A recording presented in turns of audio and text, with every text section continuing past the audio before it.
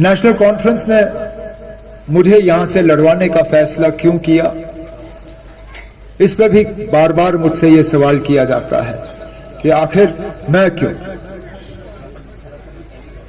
शायद इसलिए कि एक तो नई दिल्ली का, एजेंसियों का, बीजेपी, आरएसएस, मुख्तलिफ तंजीम जो नेशनल कॉन्फ्रेंस के खिलाफ हैं, उनका सबसे ज्यादा जोर अगर कहीं देखने को मिल रहा था वो यहाँ शुमाली कश्मीर, बारामूला, कुपवारा पार्लिमानी हलके पर।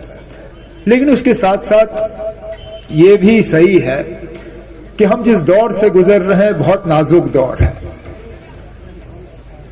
हमारे बुजुर्ग साथी जो यहां बैठे हैं उनको याद होगा, बिल्कुल इसी तरह के हालात, थोड़ा सा इनसे हटके एक दौर ऐसा था जब सियासी तौर हम सब गुलाम थे। हमारी आवाज में कोई दम नहीं था, हमारी आवाज सुनने के लिए कोई तैयार नहीं था। एक राजा ने दूसरे राजे को हमें बेच के जो है हमें बदल दिया। जिस तरह आज हम बाजार में सामान खरीदते हैं, जिस तरह आज हम बाजार में माल मवेशी खरीदते हैं, इसी तरह एक राजा ने हमें बेचा और दूसरे राजा ने हमें खरीदा। यही हमारी हैसियत थी, इससे ज्यादा नहीं। सियासी तौर गुलामी के हम शिकार थे, लेकिन उसके साथ साथ इक्तिसादी तौर भी हम गुलाम थे। जिस जमीन पे हम काम करते थे उस जमीन पे हमारा कोई हक नहीं होता था, हमें अपने पानी पे हक नहीं होता था, हमें अपनी हवा पे हक नहीं था। लेकिन उस दौर में एक लीडर पैदा हुआ, थे वो मास्टर। लेकिन यहाँ के हालात देख के वो इतने परेशान हुए कि उन्होंने कहा नहीं, मुझे अपने लोगों को इस मुश्किल से निकालना होगा। उस शख्स का नाम था बाबा कौम शेख मोहम्मद अब्दुल्ला।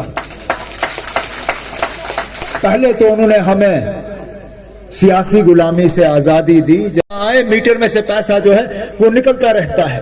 आज कम से कम बिजली का बिल जो है देहात के इलाकों में महीने का 1640 रुपए।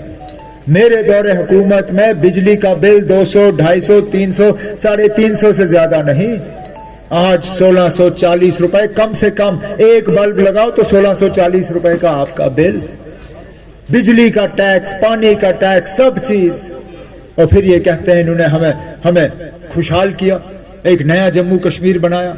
तभी तो हम तबाही और बर्बादी की तरफ जा रहे हैं। इन नौजवानों से पूछें कितनी सख्ती का सामना इनको करना पड़ता है। वेरिफिकेशन के नाम पे इनको पासपोर्ट नहीं मिलता, वेरिफिकेशन के नाम पे इनको नौकरी नहीं मिलती, वेरिफिकेशन के नाम पे इनको बैंक का लोन नहीं मिलता। ये जाए तो जाए कहां? और इनका कोई कसूर नहीं है। ये कहा जाता है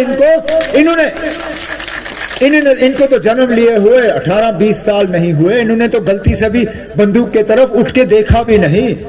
अगर इनका कोई कसूर है वो यही है कि इनका कोई दूर दराज इलाका कभी मिलिटेंट बना हुआ था। अरे 90 में तो सब बह गए थे। जो मेरे खिलाफ वो सेब लेके घूम रहा है, क्या उसने मिलिटेंट की तंजीम यहां खड़ी नहीं की? क्या उसके वालिद साहब पार जाके बंदूक नहीं लाए? अगर उसको पासपोर्ट मिल सकता है, अगर उसको पासपोर्ट, बैंक का लोन और ये सब चीजें मिल सकती हैं, मेरे इस नौजवान को पासपोर्ट और बैंक का लोन और सरकारी नौकरी क्यों नहीं मिल सकती? मेरे वक्त में, और फारूक साहब गवाह है, ये मेरे डीसी थे श्रीनगर में जब मैं वजीर आला था।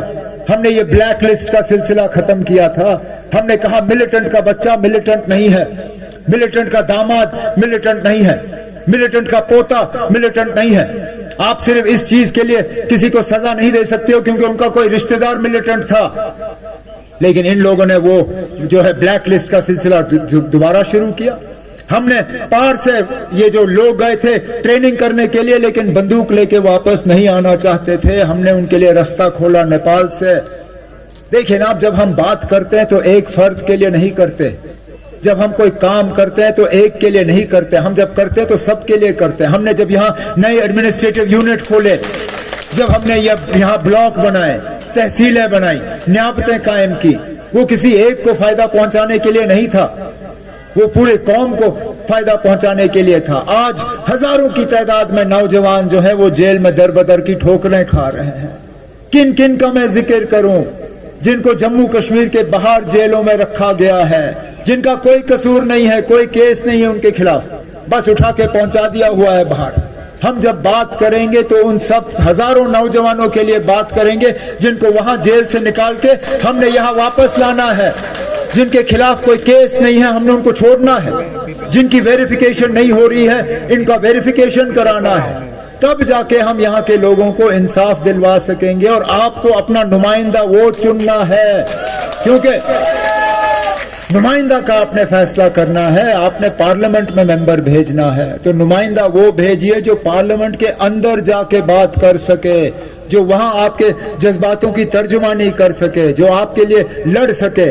और इस लड़ाई में, जिस लड़ाई का जिक्र सदोत्रा साहब ने किया, जिस लड़ाई का जिक्र मोंगा साहब ने किया, जिस लड़ाई का जिक्र फारूक शाह साहब ने और शौकत मीर साहब ने किया, इस लड़ाई में ये लड़ाई हम अकेले नहीं लड़ सकते, हमने इस लड़ाई में और दोस्तों को शामिल करना है। इसलिए बहुत जरूरी है कि आप नेशनल कॉन्फ्रेंस के उम्मीदवार को यहां से कामयाब करके, ताकि हम औरों को जोड़ें, हम इस कारवां को बढ़ाते रहें, ताकि इंशाअल्लाह उस दौर, जिस दौर के लिए हम सपना देख रहे हैं, ख्वाब देख रहे हैं, खुशहाली का, इज्जत का, वकार का, पहचान का, वजूद का, उसको हम दोबारा हासिल करें। तो इसलिए मैं ये अपील और ये गुजारिश करने आया